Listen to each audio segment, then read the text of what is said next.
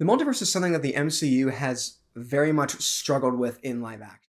This week, I was finally able to see Deadpool and Wolverine, the third and final film of the Deadpool trilogy, and the first film of Deadpool being in the MCU, or so he claims. But was this movie able to deliver all of the multiversal wackiness that it promises? Well, let's find out. Deadpool and Wolverine finally gives us the great interaction between Hugh Jackman's Wolverine and the better version of Ryan Reynolds as Deadpool. The two have an amazing on-screen chemistry. You can tell that both of them have been wanting to do this project for a while, and it is great that they finally got to do it together. This movie is very much a mishmash of different genres with the relationship these two have, but it ends in an awesome way with both of them showing how strong their healing factors are. The movie, despite being jam-packed with a comic book, music, movies, and many more types of references, still manages to have some great performances. Hugh Jackman reminds us that he is actually a really good actor and delivers his absolute A-game as Wolverine. The movie gives him a lot to work with, including interacting with X-23, aka Laura, played by Dafne Keen, once again.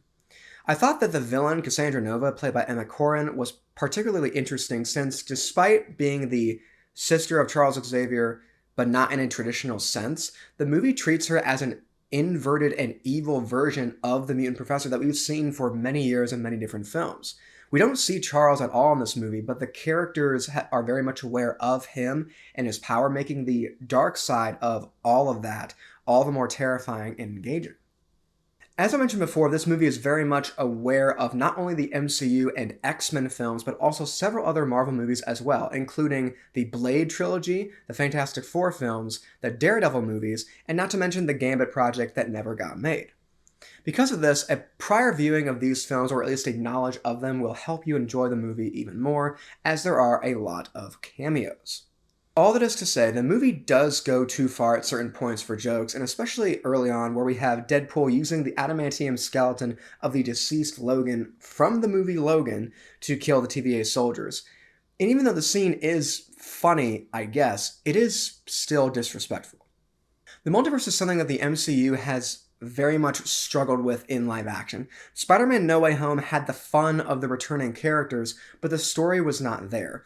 Doctor Strange in the Multiverse of Madness had some good things about it, but it didn't deliver the wackiness and the craziness that we expected, and most of its cameos felt cheap.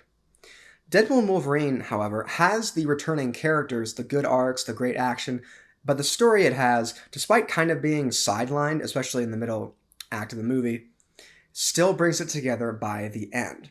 There are still some unanswered questions, but this movie has its multiversal madness without completely losing its plot.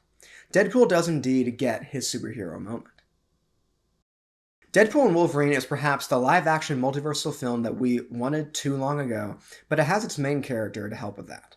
The movie does not keep its plot for its entire runtime, and its jokes go too far at certain points, but there still manages to be good performances, character dynamics, and action. The third Deadpool movie gets a 7.9 out of 10.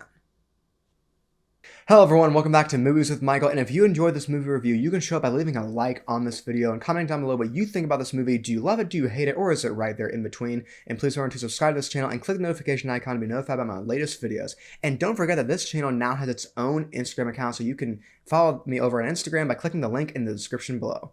That's all for now, and I'll see you all next time.